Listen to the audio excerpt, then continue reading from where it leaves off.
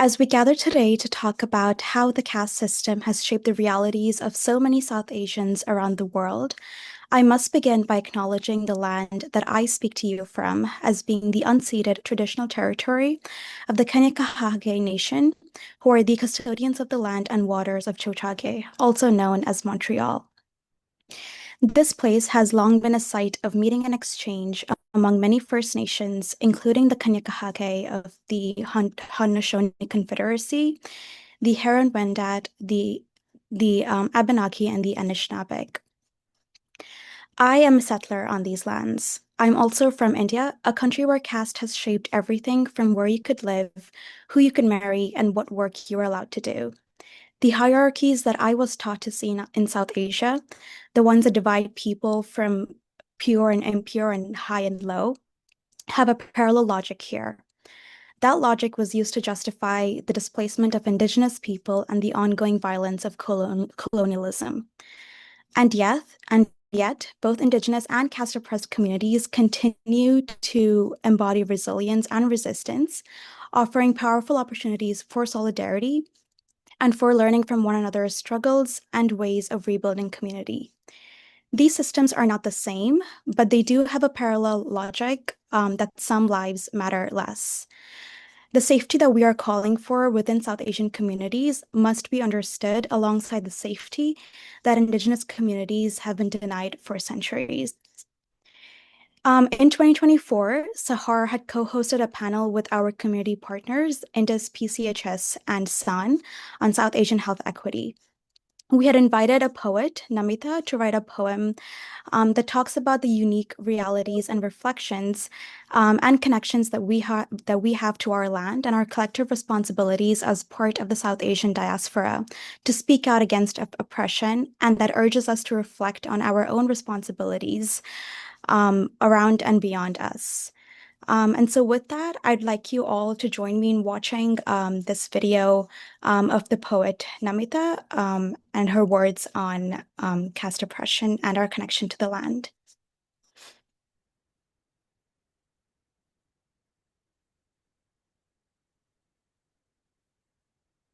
And its interconnected histories. Without further ado, I welcome Namita to the spotlight. Thank you, Paula. This poem is called I Love the Land Back. When I am asked where I come from, I hear, who do I come from? Who am I if not the land and the people? A people whose skin dark as the dirt that birthed me too. Who am I if not everyone who has come before me and all they have fought for?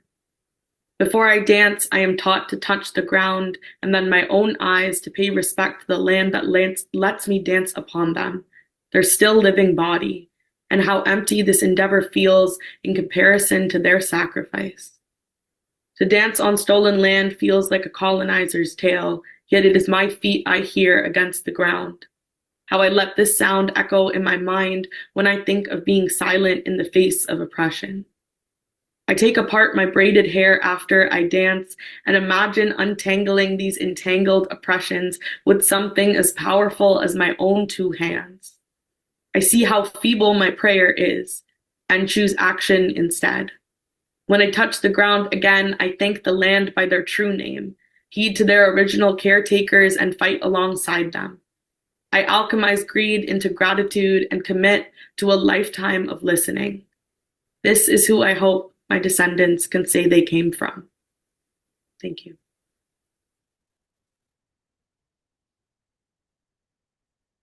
Thank you so much. And with that, I'd like to pass it over to Manmeet Singh, who will be our guest for today.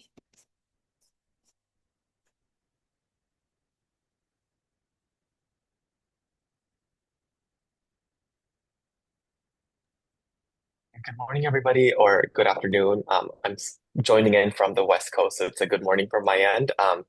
But good afternoon to all of y'all from the East Coast. Are y'all able to hear me all right with the show of just reactions? Okay, I see some head nods. Okay, perfect. So my name is Manmeet. I use they, them pronouns. I am the community and movement strategy lead at Poetic Justice Foundation. Thank you so much to this entire team of Sahara for inviting us and for creating space for this really important conversation. So today, to kind of get us started, maybe like a little bit about me. So I've been an ally to the movement, someone coming from the Dominic Caste, and who has been working within the anti-caste movement for the past couple of years under Caste Press and the Dalit leadership. So a couple of years, I started my work within California as a student in the anti-caste and South Asian solidarity spaces, where I worked at Equality Labs, and then since moving to British Columbia, or so-called British Columbia, I've been working under Poetic Justice Foundation um, to kind of carry forth and continue the important work of anti-caste. So in thinking about Poetic Justice Foundation and kind of just situating the organization that I work for, so, Poetic Justice Foundation is a Dalit-led organization rooted in collective care, cultural resistance, and political education. So, at large, we're an organization that's devoted to challenging various different systems of oppression, including Brahmanism, white supremacy, cis heteropatriarchy, and empire, and at large, thinking about collective liberation. So, a lot of the different kind of sort of programming that we do, whether it is political education, different kind of opportunities to facilitate coalition building, are all kind of focused on foregrounding the demand for collective liberation and the different set of strategies for us to realize that collective liberation. So with that, I wanted to kind of set the stage for our conversation today.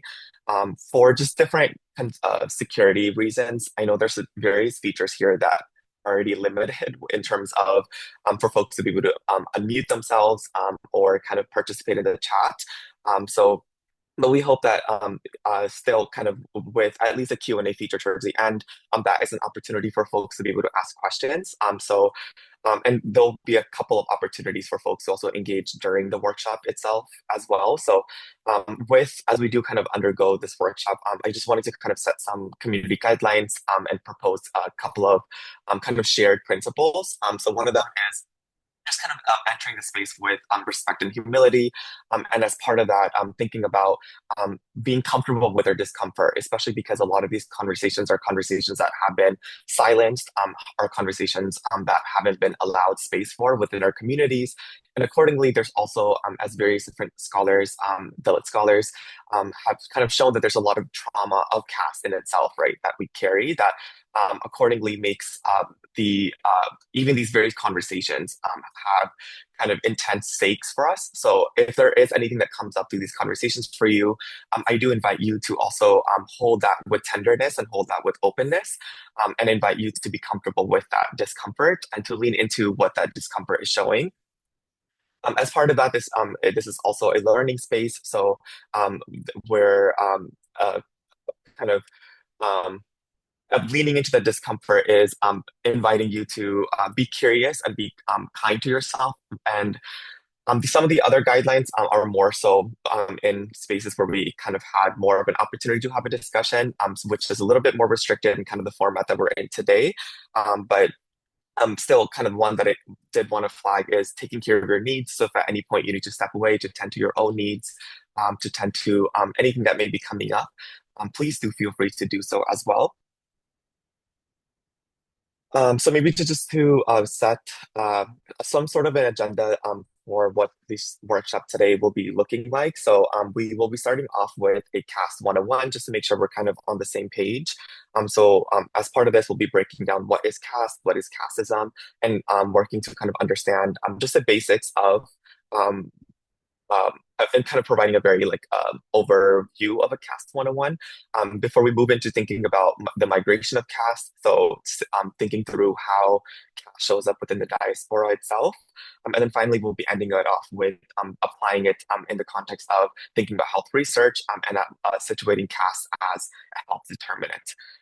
So with that, one thing that I did want to do, and maybe I'll share or stop sharing my screen for this is to just kind of gauge where folks are at. Actually, like I know we're kind of coming from all over in terms of location, as positionality, and maybe even kind of our entry points into this conversation. So I just wanted to kind of gauge where folks are at. So to do that, if I can invite you to join your reactions, or kind of show me with answer this question with using the reactions. So the temperature check that I'll be doing is around two particular questions. So the first question that I have is I'm just kind of assessing your comfort with speaking about caste. So if you feel like you personally do feel comfortable with talking about caste and having conversations around caste, if you would want to give me like a thumbs up. Okay, let me see. It doesn't have to be the effect thumbs up, but could just be like the reactions as well. And if you do not feel comfortable, then maybe there's the X sign that shows up as well. So, and then if you're somewhat in the middle, then using kind of the ooh, like um,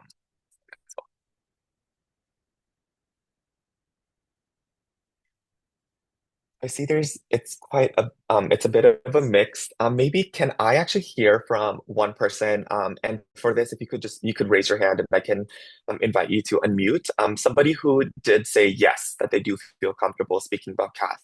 And if you would feel comfortable sharing, and maybe what is kind of prompting the response.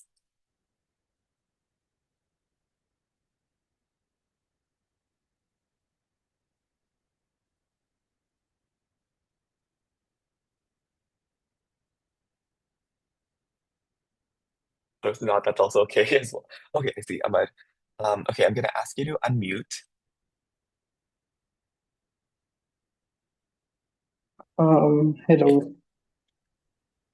Yes, So hi. yeah, I so I'll just keep it short. I work in the field of public health research, and I feel like, and I work in India. I work around a lot of people who are affected by Mhm. the system, even though I do not belong from the community, but it has seeped into the Indian culture to such an extent that it has seeped into non-Hindu communities as well, and it affects everyone at this Yeah, point. And the initial statement where you guys mentioned that it is affecting people in Canada because of the migratory practices, which was like a very immediate eye opener for me. Like, yeah, that makes sense.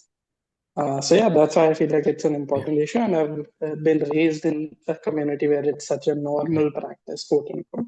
So yeah, yeah, I feel like it's important, and I feel like I would like to be a part of these yeah. conversations. Yeah, no, thank you so much, Thanks. Amar. Thank you for that. No, thank you, thank you. So yeah, so there's folks who are coming in here who have directly engaged with caste, or even kind of had witnessed in their daily lives the way that caste shows up. Is there anyone who would feel comfortable sharing who maybe said no to the question about comfort in speaking about caste? And again, if you could raise your hand and then I can ask you to unmute.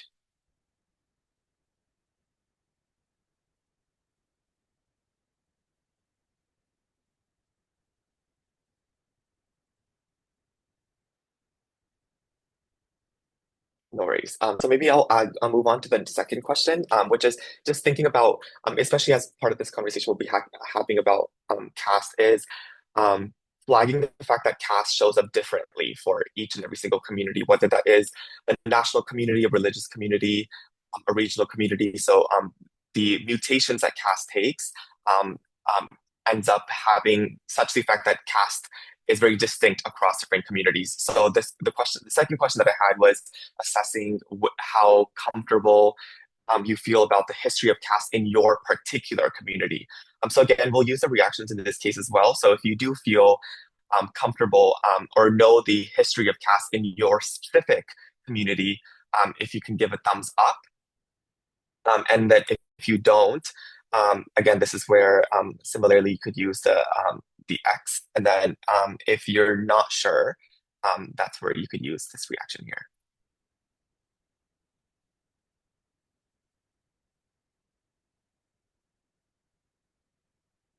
right. So I definitely see a lot of folks who are kind of somewhat in the middle. Can I maybe have one person who is somewhat in the middle who would feel comfortable sharing?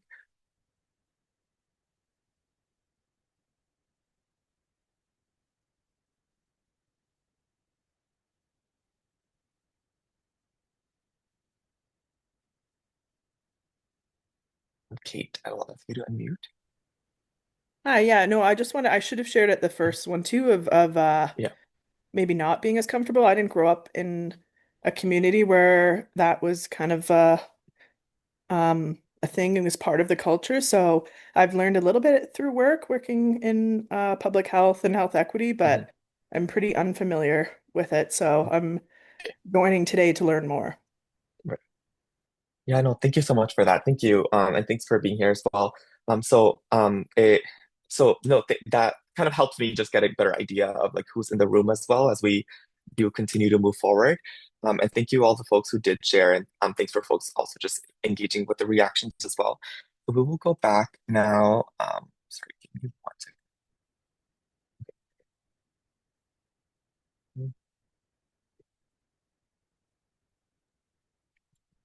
So it sounds like there are folks like who are kind of coming in from various different kind of levels and engagements with CAST. And of course, today's conversation, which I before we do kind of move into starting the CAST 101 component, I wanted to kind of highlight is the fact that CAST shows up differently across different communities. And accordingly, because of that, this conversation today is very much an overview of CAST and just kind of in the CAST 101 is providing us kind of maybe some of the basics of understandings of the foundational concepts for us to be able to kind of start that conversation in CAST. But there's so much kind of work that starts today, but that kind of continues onward and further thinking about what CAST looks like within our own specific context, especially because as I'm sure these are kind of conversations that are already happening like within your own spaces, but thinking about South Asian in itself as a very heterogeneous umbrella that is kind of full of its own complexities and its own kind of set of diversities. And accordingly, CAST is a huge structuring uh, like force of those heterogeneities and of those diversities. So then accordingly, there's a lot of work that is beyond kind of the scope of its own of this presentation of this CAST 101 that needs to be kind of done of tending to the particularities of CAST and the specific kind of mutations of CAST that show up in our specific communities. So anyways, I'm going to provide that disclaimer as we do move forward into the CAST 101 component. But I'm hoping that at least the CAST 101 is helpful in starting that conversation to that can be moved forward with then carrying on that research in your own specific context. And so anyways, with that said, I wanted to kind of start off with outlining like what is caste. So caste is an inescapable category that's assigned at birth that determines social, political, and economic status. So it is a category that is fixed in that it is assigned at birth and accordingly determines all various aspects of one's life, who one marries, what access to different resources, opportunities, who one is in community with and whom one is not in community with, where one is able to sit, with whom one is able to eat. So all these various questions are kind of determined at birth. These various scripts are laid at birth based on the caste that you were assigned, based on which caste you were born into. And the other kind of important kind of component to understanding caste is that it assigns one a level of spiritual purity. So that accordingly determines these various different logics of both pollution and purity. Then accordingly determine how the type of life that one ends up taking on. So these various kind of questions of whom one is in community with, where one is able to access different set of resources and opportunities and not, are all kind of based in these logics of purity and pollution because of this particular category that's assigned at birth. So this particular pyramid here, which is made from made by Equality Labs and used in the Caste in the United States survey, is a really helpful one for us to just think about at large, trying to understand the system of caste. And so at large, there are thousands of castes. So each of these castes are kind of organized in a gradation. So one kind of important feature of understanding caste is that it's a system of graded inequality where there's thousands of castes and each one is just slightly above or slightly below the other. And accordingly, everybody's kind of role um, within the assignment of caste is to maintain the hierarchy and the oppression of all those who are underneath. So the way it ends up is that one maybe, for example, here where one is in the in a caste that is assigned under Shudra, but um, still maybe kind of in this place where they're responsible for oppressing and dominating all those who are underneath. So because of the graded nature of caste in itself. So, at large, these thousands of castes are kind of organized in four categories, with Brahmins at the top, and Shudras at the bottom of the pyramid. And then there's two kind of categories that are outside of the caste system. So these are two kind of set of communities that are considered to be too spiritually defiled to be even assigned a caste, and kind of this particular of which. One of them is the Adivasi community, so that is the indigenous community of South Asia, and the second community is the Dalit community, so formerly known as untouchable. The community of Dalit and caste oppressed of Dalit communities is communities that are kind of forced into caste apartheid, and kind of forced into kind of different forms of work like manual scavenging that the at large under the system is considered to be too spiritually defiling in of itself. At large, something to kind of take away from this question of what is caste is one that it is inescapable. It's assigned at birth. It assigns one a level of spiritual purity, and fourthly, that it kind of determines and accordingly these various scripts that uh, dictate all various aspects of one's life, various opportunities, various access to resources, where one lives and how one lives, are all kind of assigned and determined at birth. Um, so, anyways, before I move forward, maybe with a thumbs up, if I can just kind of, I am a Leo, so I do like validation. So maybe if I could just kind of get an assessment of where kind of folks are at, like if this is all making sense so far. So with a thumbs up, if I could just kind of see if so far with the slide, if we're kind of following along. Okay, perfect. Thanks for indulging. So something important to also understand is that caste is one of the oldest systems of oppression, and it is a system of oppression that is dated to over 2,500 plus years. So accordingly, it has had thousands of years to really become so deeply embedded across different communities, and become so deeply embedded within our psyche, and accordingly take on as powerful of a force as it does in shaping our life itself. So despite and kind of alongside the fact that it is this significant kind of determinant of one's life, caste is in itself still a social um, construct, social, political, economic construct. So with that, I just wanted to kind of go on a quick little like tangent for us, just to make sure we're all kind of on the same page and kind of understanding a social construct. So this kind of fun little like exercise that I kind of find really generative and kind of thinking about the ways that particular social construct end up taking on a full life that ends up dictating kind of our material realities is this scenario here where so maybe indulge me for a second, but basically there's two kind of types of ear lobes that usually exist. So there's ear lobes that are hanging. So here I'll just maybe stop sharing for a second. So there's earlobes that are hanging and there's earlobes that are attached. So hanging earlobes are maybe I do need the visual here. Um,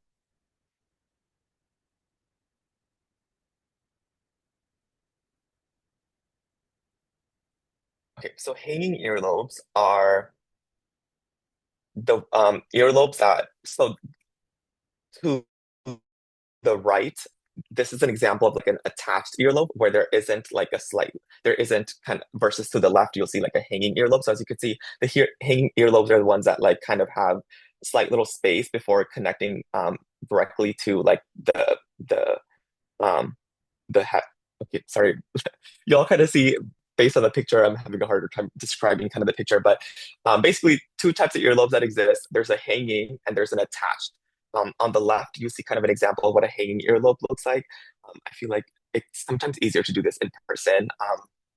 So I hope this kind of works over Zoom as well, versus an attached earlobe where there isn't that kind of dip, there isn't that hang. So maybe if you want to take a second to identify what earlobe do you have, and with the use of the reactions, if you want to kind of tell me what that is for you. So if you have an hanging earlobe, meaning a detached earlobe, if you want to maybe give me a thumbs up. But if you have an attached earlobe, if you want to give me like maybe a heart.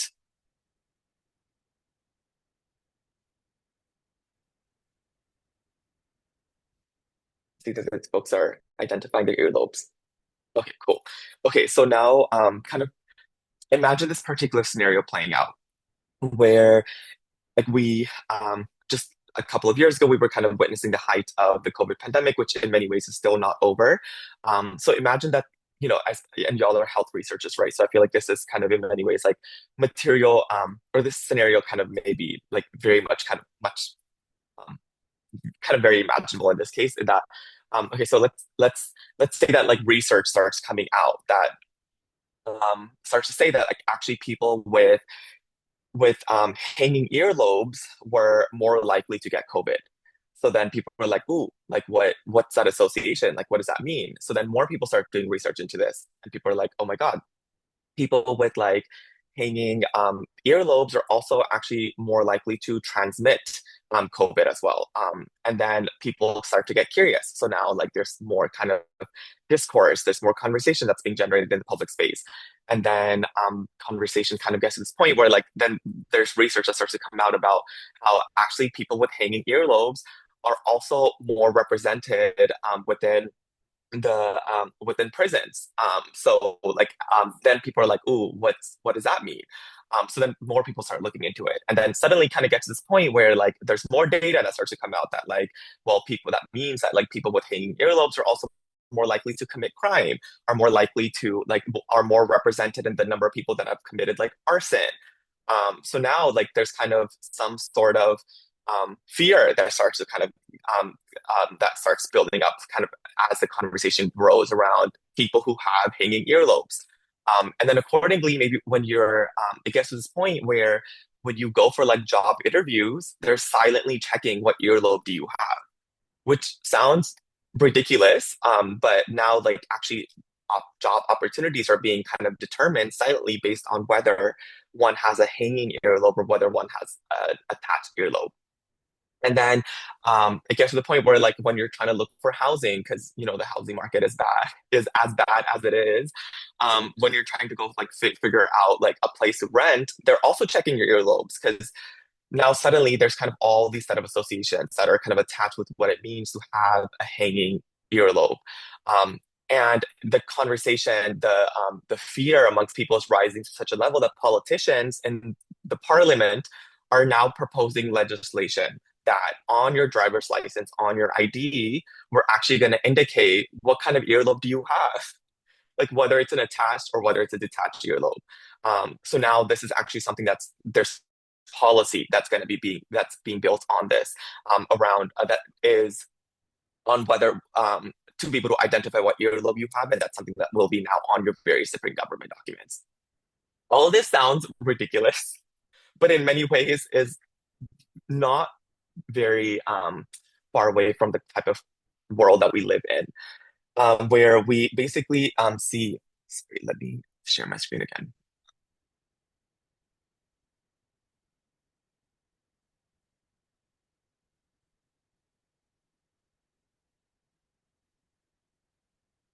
Where we basically are kind of seeing where we see something as random as an earlobe.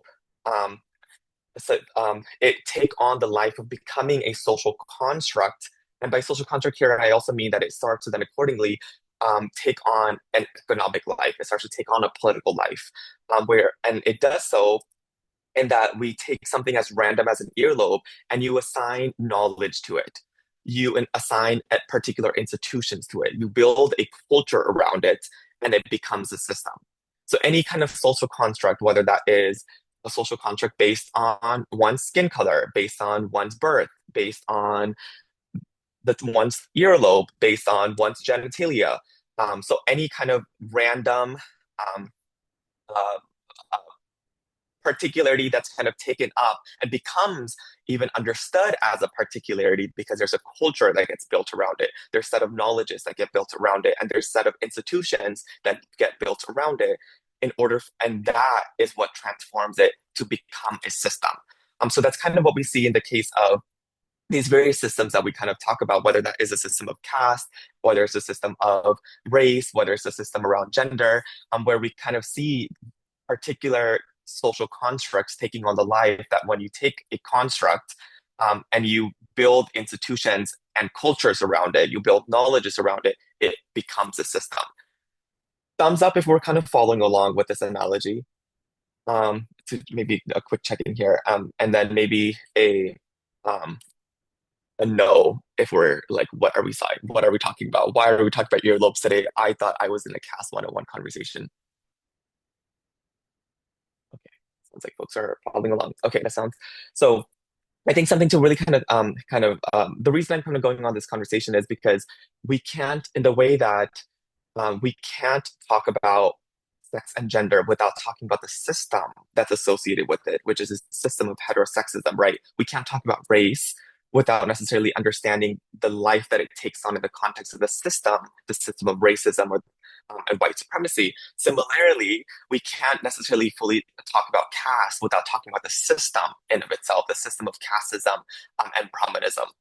So to just define some of these terms that I'm using here, casteism is a system that's based on race, and Brahmanism is the ideology or the worldview that legitimizes and justifies caste hierarchies based in notions of purity, pollution, and order.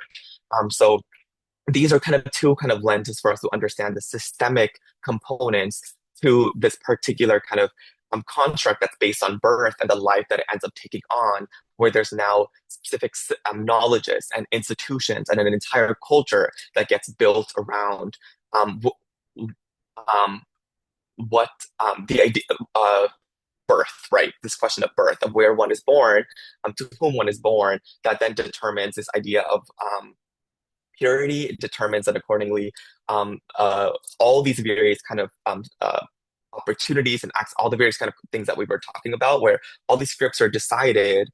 And what it means to be a particular caste is all kind of what it means to be a human are all kind of determined based on this construct around birth. Thumbs up if we're following along.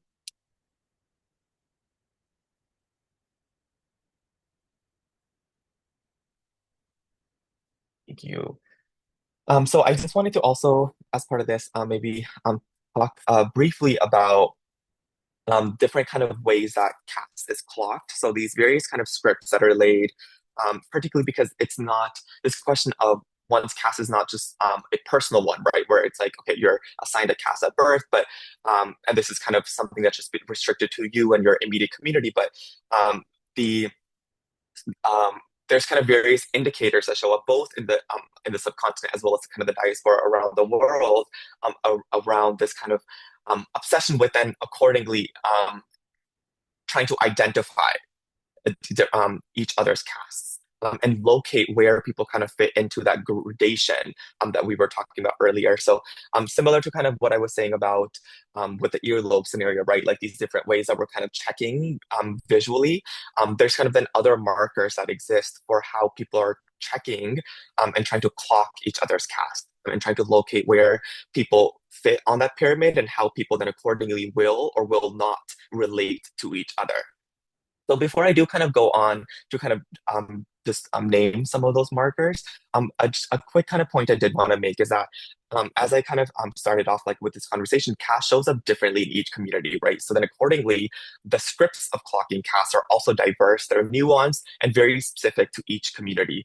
And here by community, I mean like these scripts are these ways of kind of clocking caste, what questions, through what questions people are trying to locate each other's castes, or questions that are changing region to region, community to community, kind of like religion to religion. So all that to say, as I do kind of at least share some of these determinants that are at large use, not all of these are necessarily applicable in every single community. And hence, it's important for us to, one, think about what caste looks like in our own specific context and our own specific communities, and what are the scripts that are used in order to clock each other's castes, and how do we learn to examine and interrogate those kind of different ways that caste is showing up in these different set of questions that we've grown up with, that we see around us.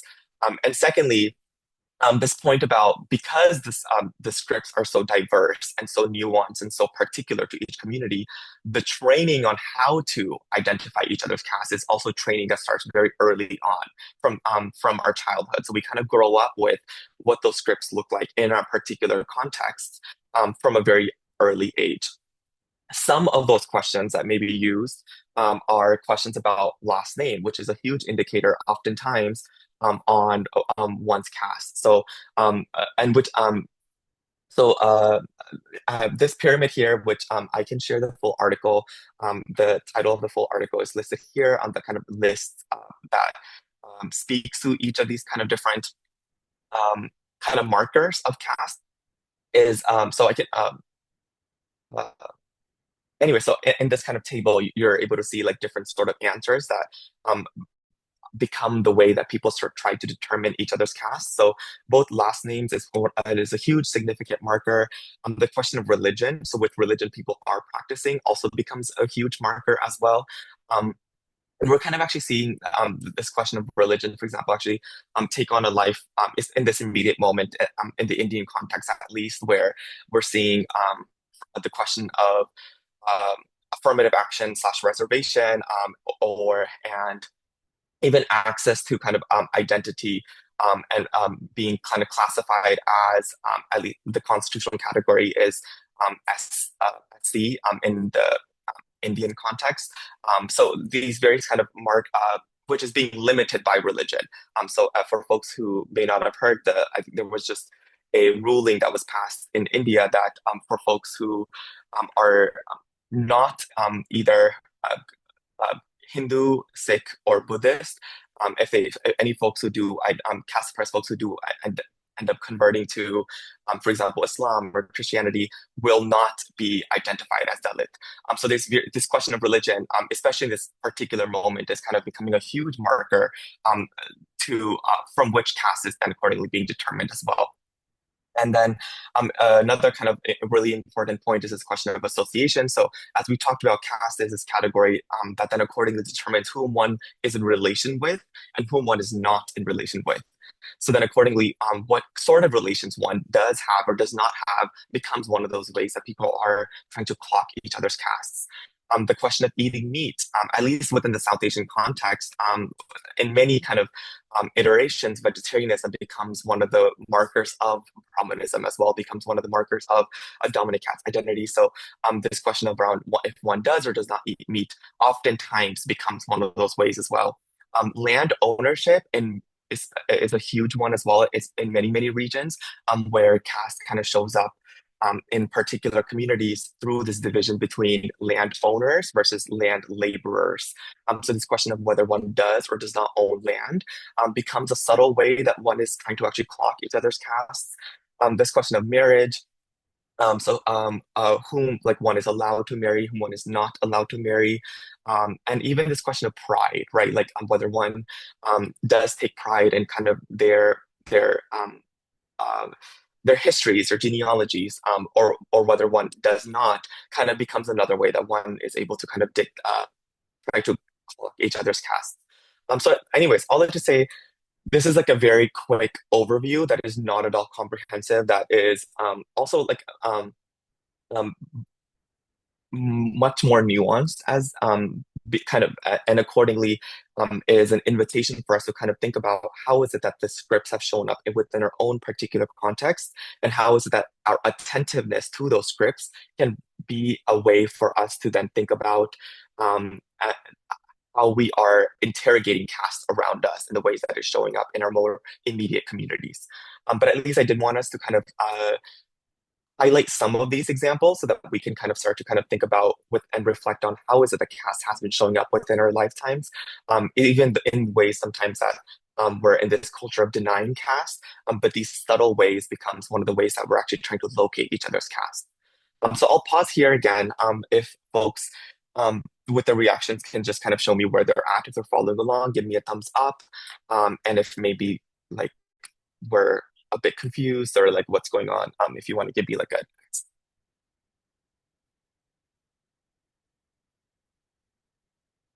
perfect. I also, before we do move on to the migration of caste component, I did want to make this point as well about thinking about the interconnectedness of caste, gender, and sexuality. So, as we were talking about Brahmanism as this kind of worldview that legitimizes caste and kind of the system of caste.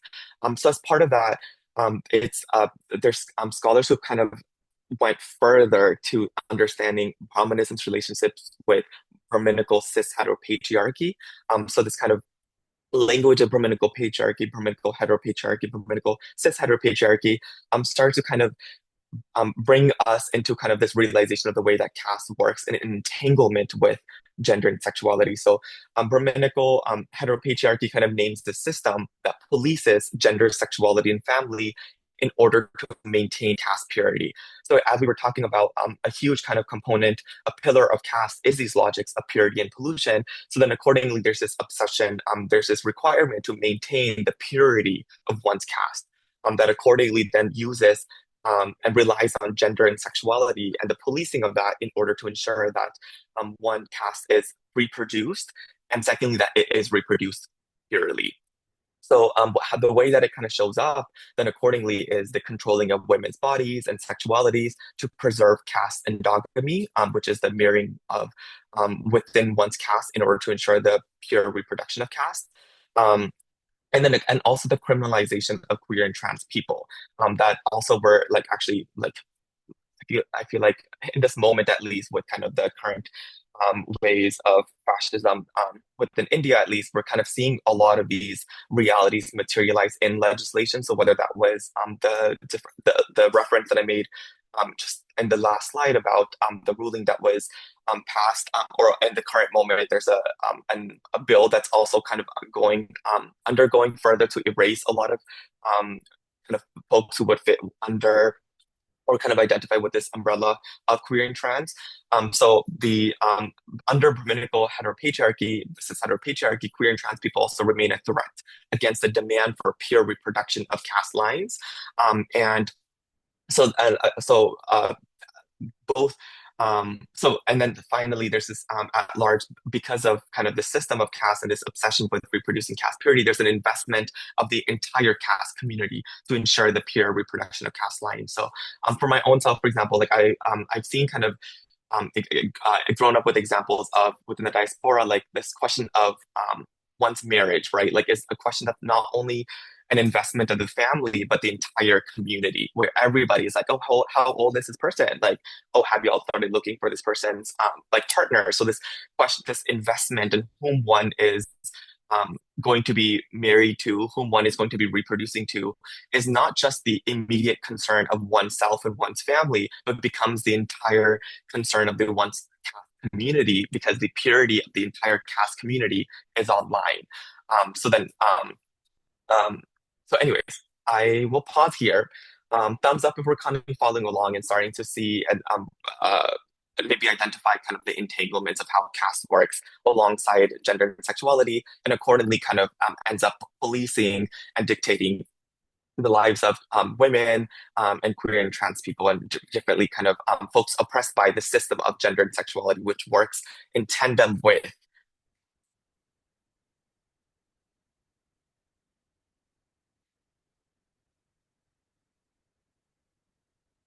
I think I'm seeing a few thumbs up.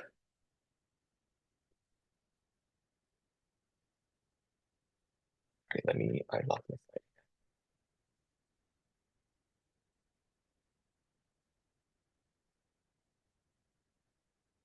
Okay, perfect.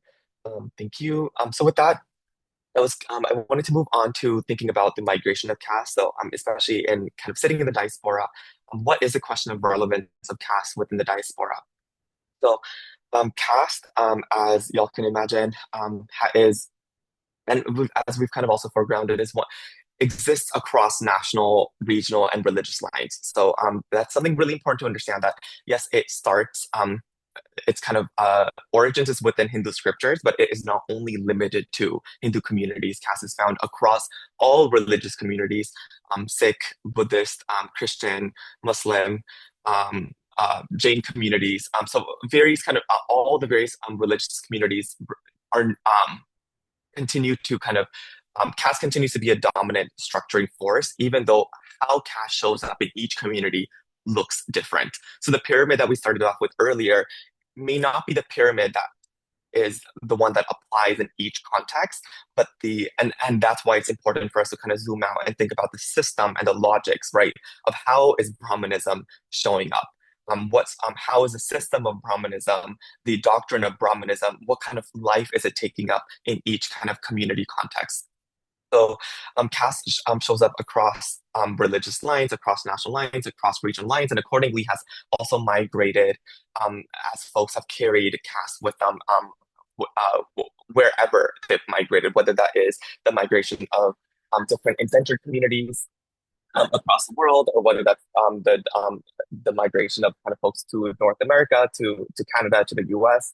And as part of, at least in thinking about the migration to Canada and the US and North America, majority of the diaspora to North America is dominant caste.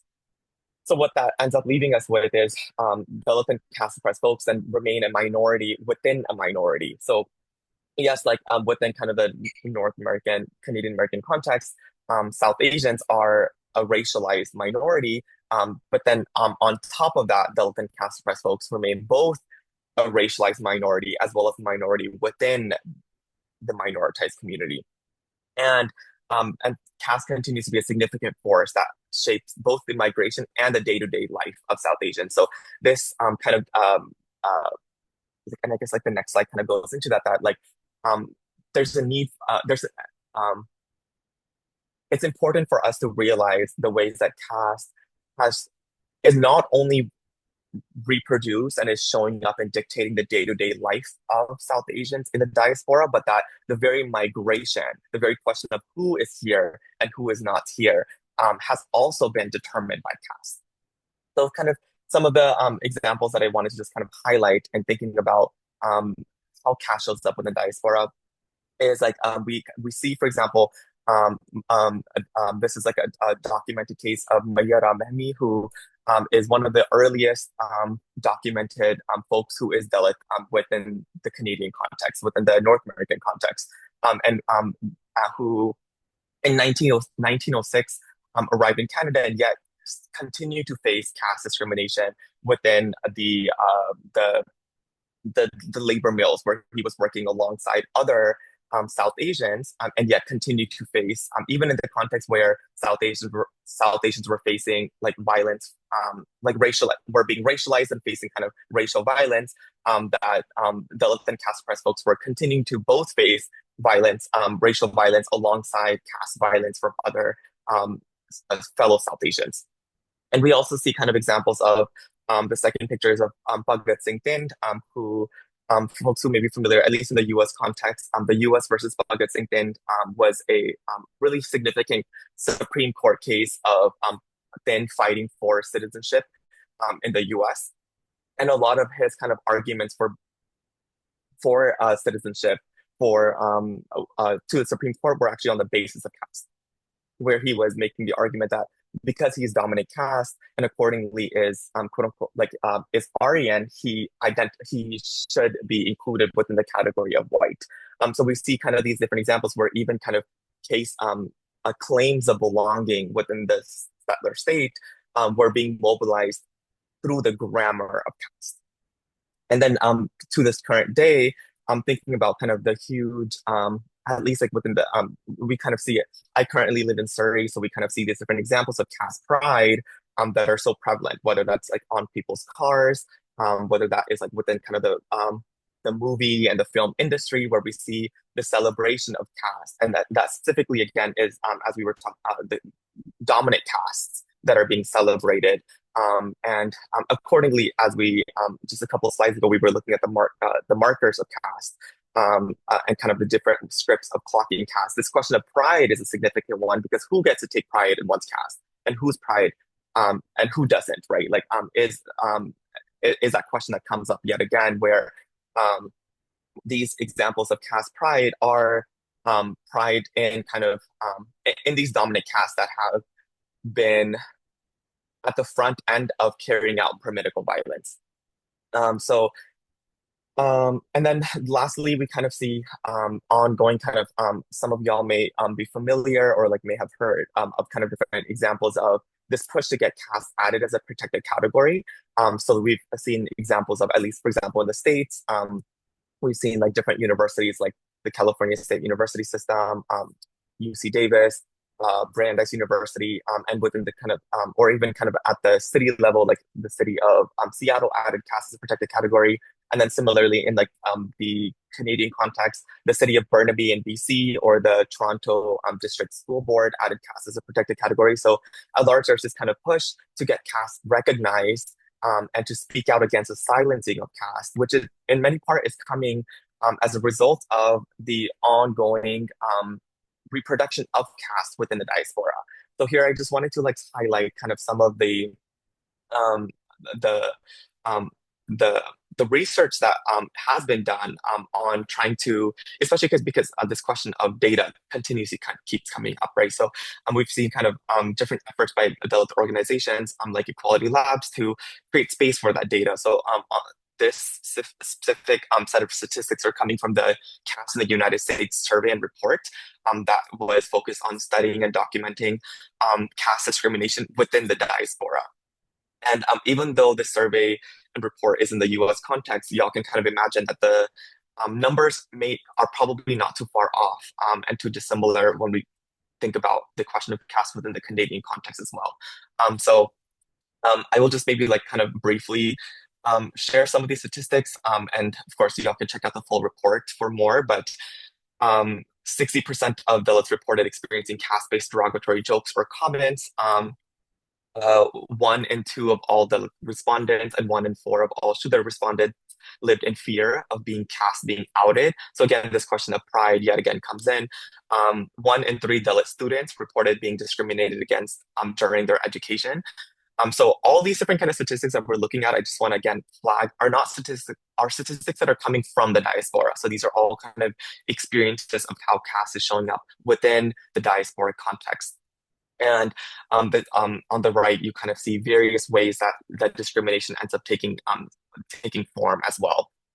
So with that, I wanted to then accordingly move into, actually before I do, maybe I'll just like pause to just kind of see with reactions how folks are doing. So again, if we want to do a thumbs up to kind of see if we're following along, and maybe like an X if we're a bit confused or lost.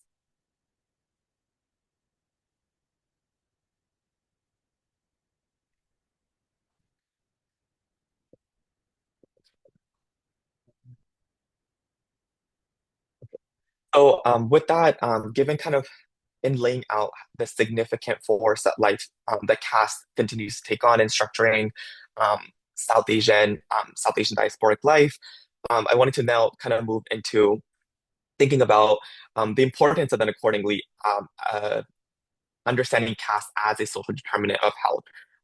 For here, I want to kind of really give a huge shout out to the work that Dr. Ananya Banerjee, for example, and Process has been doing in building out a lot of this kind of language and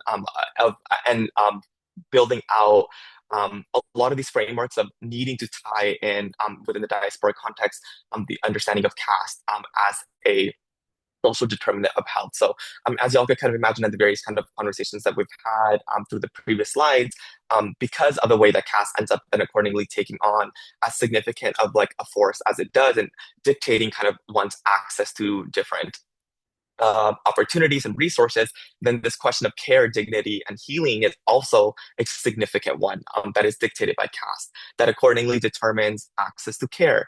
So whether whom, what kind of healthcare providers are available or not available, whether one is able to even access the different kind of providers and different kind of forms of care are all kind of based in these various experiences of caste. Exposure to harm being determined by caste, trust in institutions. So again, as we talked about, a majority of the diaspora continues to be dominant caste, right? And leaving Dalit and caste oppressed folks as minorities within minorities. So then, as a response or as a result of this, trust in institutions because of various kind of caste-based clinical interactions becomes a huge kind of yet another way that like caste continues to show up. So a caste, and we kind of spoke about this already, but and some of the other kind of components y'all may already be looking at isn't thinking about like gender, class, and immigration status. So caste is like yet again another intersection that adds an additional layer of health equity issues.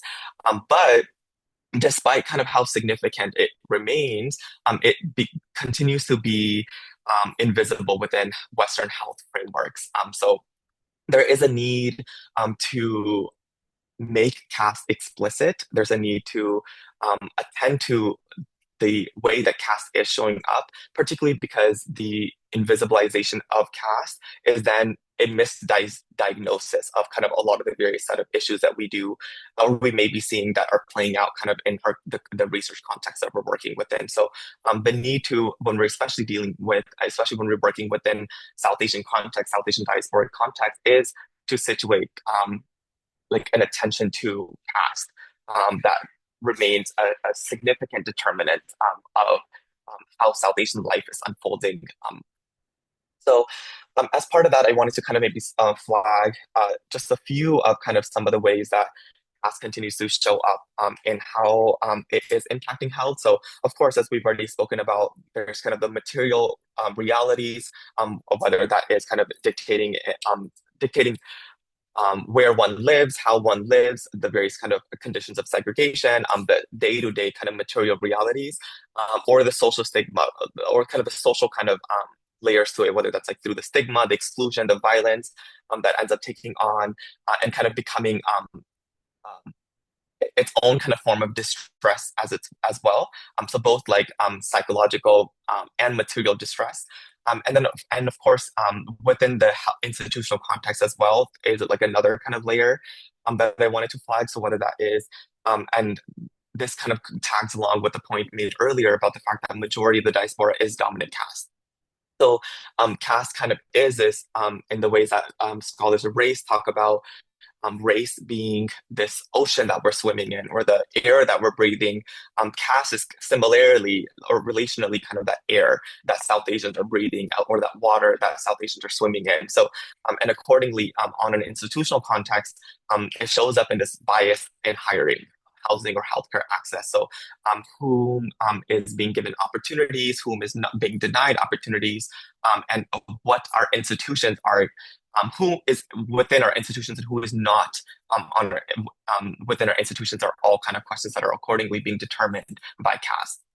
And another one that I really wanted to flag here, especially like as healthcare researchers, is the epistemic question and how caste is impacting health. Because in kind of thinking about the question of caste, and doing research right within South Asian context, caste is yet again a huge kind of force that's structuring whose knowledge counts and whose knowledge is delegitimized.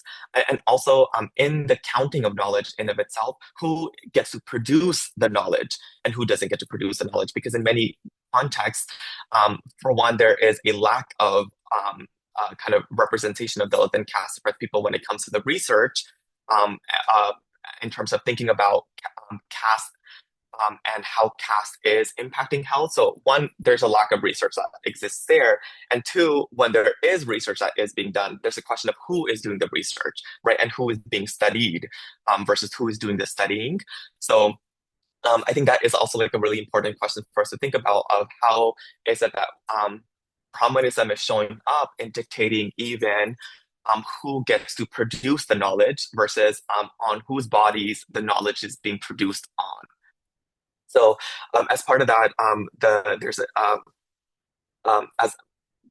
as part of the epistemic question, there's a lack of caste aggregated data that exists kind of across surveys, public health data, and clinical research and policy. So already kind of caste continues to be this invisibilized um, uh, determinant, even despite the kind of significant life that it structuring life that it takes on. And because of that, the question about South Asian health disparities risks being flattened because of this really important layer being um, present and yet invisible at the same time. Thumbs up if we're kind of following along here.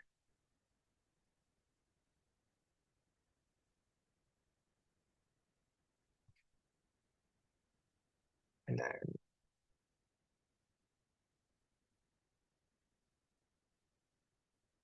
thank you.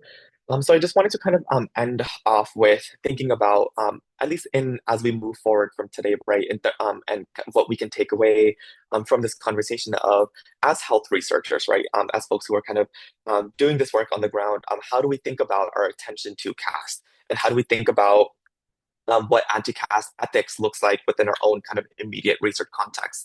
So one, of course, there is the important kind of need to include caste as a category of analysis.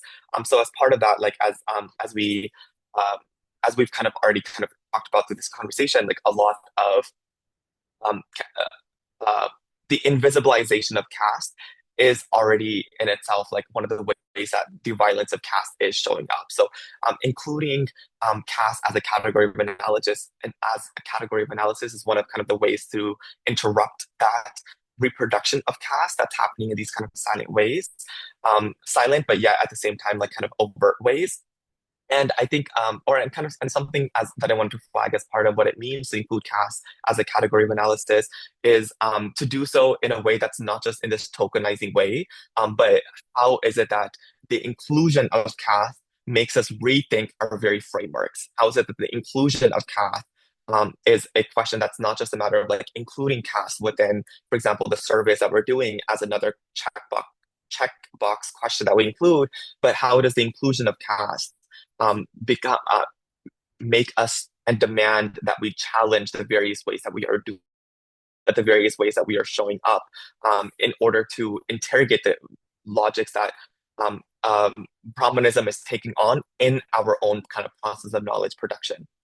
So that's kind of this part of this interrogation of Brahmanism in our own kind of cycle of knowledge production. There's an important need to kind of interrogate extractive research practices. So some of the kind of material ways that that can be done is intentionally investing in caste press leadership, whether that is in creating kind of opportunities for training, funding, or decision making. So and or platforming caste press communities to shape the research policy and care. So again, like this kind of what I pointed out in the previous slide was this the because the epistemic level is a huge way that caste shows up and whose knowledge counts and who gets to produce the knowledge. It is important for us to kind of think about who is at the table when we're talking about doing research and who is not at the table. And how is it that we in as part of our challenge to hermeneutical knowledge production, we can invest in power redistribution. We can invest in flipping kind of the set of hierarchies and scripts that have been laid on who gets to lead versus who gets to be studied. So asking these important questions of who is on your research team and who is missing are some of the ways that these kind of ways that that we end up falling into kind of um, or these the life forms that Brahmanism ends up taking on in our own kind of research ethics can be interrogated as well. So with that, we will open it up to questions. I know we have about like 15 minutes. So there is a Q&A component. So I think y'all might have to click more in order to access the Q&A. So if y'all would, yeah, if y'all want to drop some questions in, and then we can get started with that.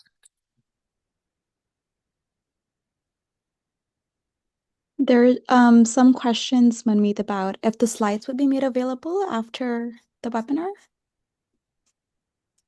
Oh yes, yeah. I'm yes, because I think is it that the recording is also going to be made available as well? Yes, it will be. Okay, good.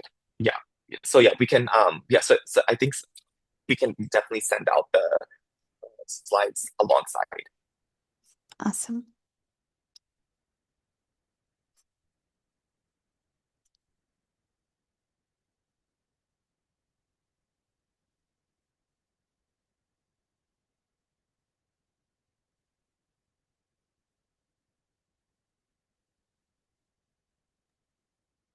If no questions, I can also maybe drop my email in the chat as well. So if folks did want to reach out for any kind of other additional resources or any other questions, yeah, y'all can definitely feel free to do so as well.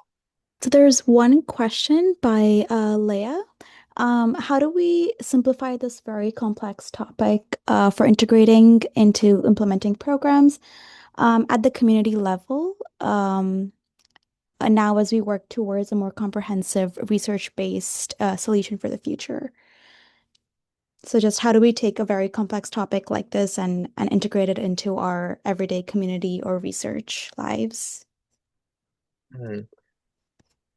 Um, yeah, I'm trying to think about how to. I was hoping that maybe like the last slide kind of offered some of the material ways that that ends up showing up, but I think maybe I think it's like a bit of both. That there's a kind of un, yeah, I actually don't fully know how to like I guess answer that question because I think one that like the interrogation of Caste on a very simple level is kind of like in very ways similar to kind of the work and alongside the work that are doing, need to be doing when it comes to interrogating kind of the logics that, for example, racism ends up taking on, that the logics that like cis heteropatriarchy ends up kind of taking on within our work. So um, the the need to kind of interrogate Brahmanism kind of is a part of our investment in intersectionality. So I think like for one, I think um, that there's that work.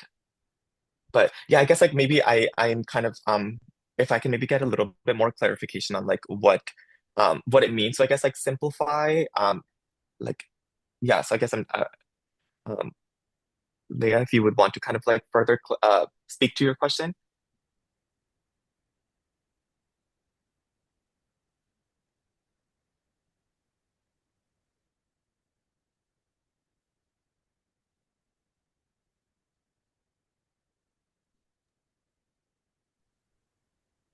And maybe can I like maybe like kind of tag team with you maybe?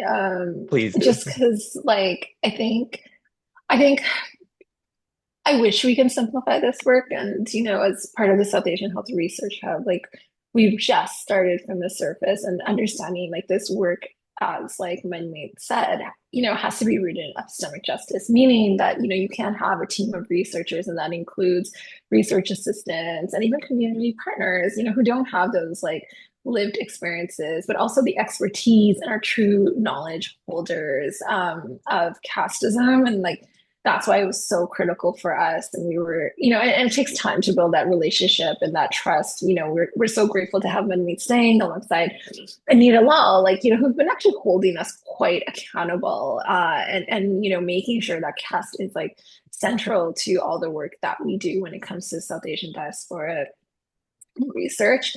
But the reality is there's so much unlearning and learning to do. And, we just scratch the surface, and luckily understanding like even as ourselves as academics, like and especially if it's not our job to talk about this either, right? And we need folks like Manmeet and like others to really kind of guide us, and really honor their expertise to do this work. I think one of the challenges that we're having, I find often, even when we ask, like we are now routinely collecting data on caste for all our studies, but yet we're not getting enough people who want to participate and answer that question.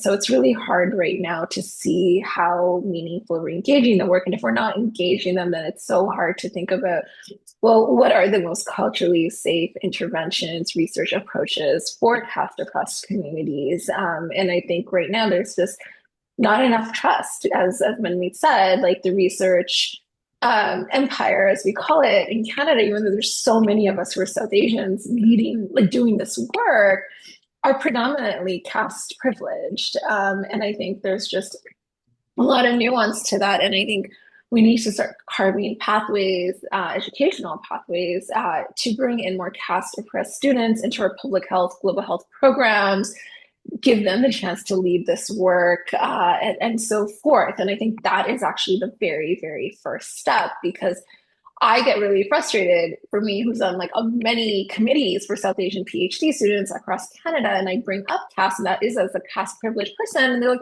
well, we don't know how this is relevant. Nobody wants to talk about it. And that's been a really frustrating conversation over, or didn't come up in our date, like qualitative interviews.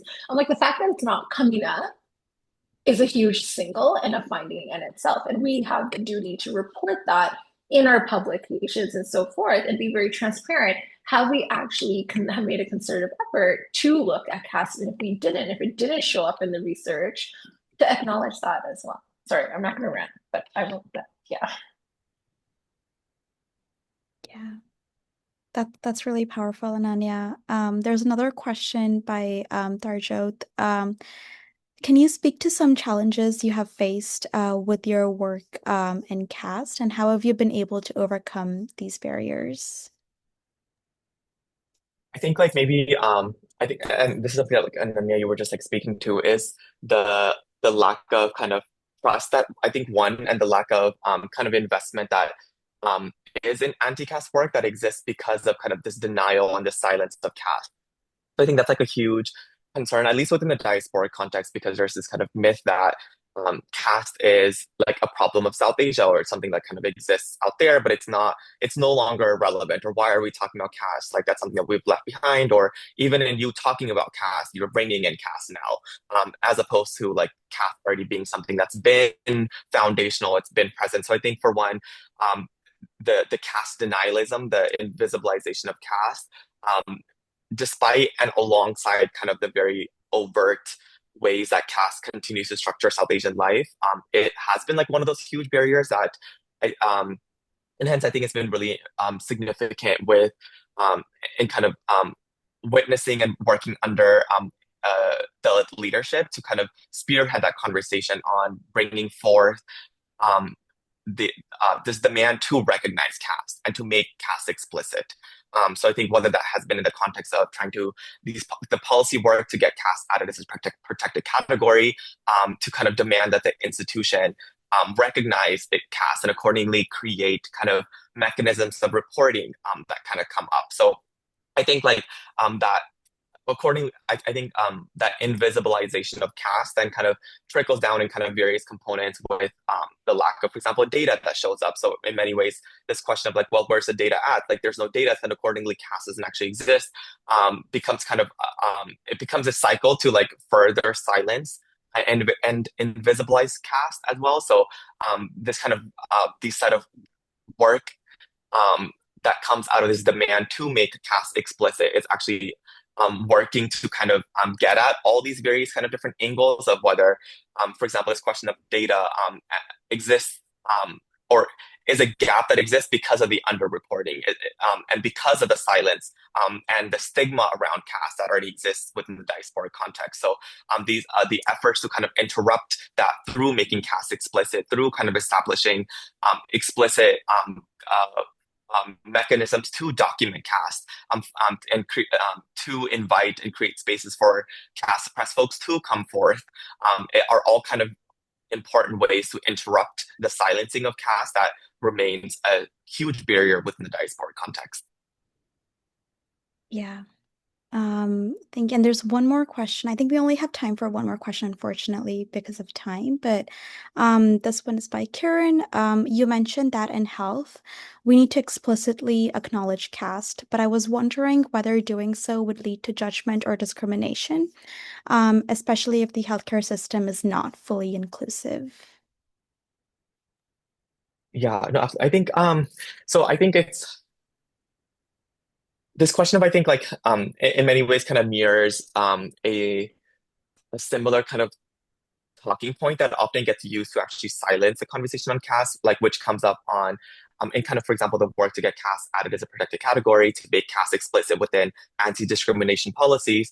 This talking point often comes up of like, well, by naming caste, by talking about caste, additional discrimination will kind of come in, or like now like by actually having a conversation on caste, you're reproducing some sort of violence and reproducing kind of the grounds for discrimination, because this attention to caste will lead to people actually being more or it's kind of inviting that kind of discrimination forth. But I think for one, as and part of this conversation, I hope like was illuminatory of this is one, caste already exists, right? And it already kind of continues to be a huge kind of structuring force of discrimination that and the hierarchies of caste continue to already be playing out within the South Asian context. So I think in many ways, the point about, well, by talking about caste, it will lead to discrimination, ends up kind of being silent to the reality of discrimination that already is in play, um, uh, that already is dictating whether one does or does not access care. That's showing up in, for example, like what Ananya was naming as an example of, like even the lack of conversation on caste that's showing up across, for example, these different interviews is in of itself a finding, because the silence on caste, the invisibilization of caste, does not mean that caste does not exist, but that there's something else that's actually at play in the way that caste is operating and how caste is operating. So for I guess like anyway, so all that to say, I think the point about making caste explicit will lead to discrimination ends up kind of not being ends up not being and does not end up acknowledging the reality of how caste already is present, and it's been present from the foundation of the diaspora, and accordingly there is a need to interrupt that silencing in order to tend to the structures of discrimination that already end up determining access to opportunities, access to healthcare, access to kind of different healing work. Yeah, I'll just kind of maybe pause there. Yeah, no, that's a good answer. And I think like taking that accountability is the first step, and one of the most important steps, I think, right, when we're trying to address this issue. So thank you so much. Ananya, if you would like to give us a few concluding words and end our discussion for today. First of all, can we please give a huge round of applause actually to the future Dr. Manmeet Singh, who is not just a community and movement strategy lead at Poetic Justice Foundation, but he's a PhD candidate in the Gender, Race, Sexuality, and Social Justice program at the University of British Columbia. And, obviously, Manmeet and future Dr. Singh, I would like to say we need more folks to start doing this work. And we need to actually start creating a social movement across the South Asian diaspora. And, that begins all of us as here on stolen land to really confront this issue, because it's in parallel also for our fight against anti-Indigenous racism that we so well also see day in and day out in this country. And so I'm really excited for Manmeet to see what comes along and to see the incredible scholarship and the research that he will be leading and is already leading and working with health researchers such as myself and many others. But most importantly, as I said, we need to make sure that the work on casteism is not being done by caste privileged people, but we are here to support caste oppressed individuals and who are the true expertise and knowledge holders to lead this work. But this work needs to be done together, as we know our liberation is all bounded together as well. Something that I also really want to highlight is, the South Asian Health Research Hub, we work with over 10 community partners across Canada, who are non, quote unquote academics. I say quote unquote because they are truly academics. We need to fully recognize, and often more so than someone like myself. And so just the power of having community at the level who are actually on the ground doing the advocacy work and activism work, which we are often silenced in our own institutions to do, is to come forth and have more of these dialogues and opportunities to learn, but also learn from each other when we are attending these seminars. And so I really encourage all of you, if there's other topics that you want to see bring forth that, we're not talking about enough, the South Asian Health Research Hub would be more than happy to facilitate them, and so forth. And I really hope today you carry on, you reflect, and you think of ways of how to make sure the research that you're doing is being held accountable, but most important is centering caste and not being ignored. And again, if caste doesn't show up, that is a finding in itself and something to continue to report on. So I would love to thank the entire team at the South Asian Health Research Hub and everyone at Poetic Justice Foundation for this incredible partnership. And we are really excited to continue working together. And we're really looking also forward to working with all of you in solidarity and allyship. I do want to just make a quick announcement. We hope in the future South Asian Health Research Hub, with the leadership of Caste members of our community, to do actually a research focus on caste. So we hope that is to come in the years once we get permission to do that. But I did want to announce that the South Asian Health Research Hub is embarking on a new project where we would love to actually implement an intergenerational peer mentorship program for South Asian queer youth. Even during here, we know that queer communities within the South Asian diaspora are also being left behind, especially those at the intersections experiencing casteism. And we are currently forming a youth advisory group of South Asian youth who are self-identify as queer to really guide this work. We are doing it with and for them. And so if there's anyone in the audience who meet the criteria between the ages of 16 to 24 and know anyone in their networks who would love to join forces with us, this is a great opportunity to co-lead the research, to have economic opportunities, but most importantly, start centering queerness in South Asian health research, which has also been longstanding dismissed. So it would be great to see some of you, if you're a youth and queer, to join this work, and please circulate around your networks if you know anybody would like to join.